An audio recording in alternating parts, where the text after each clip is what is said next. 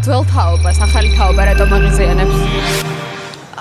ალბათ იმიტომ რომ ახალი თაობა უფრო შეცვლილია, განვითარებული და ბევრად დახვეწილი.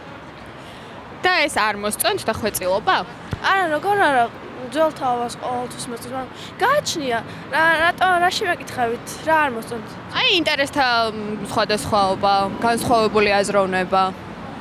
საკითხს გააჩნია, მაგრამ მე ვფიქრობ, რომ უმეტესი რამის გამო რატომაც არ მოსწონთ ძველ თაობას, ახალი თაობა, ის არის, რომ ახალი თაობა უფრო განვითარებულია და აზრები არ გვემთხვევა.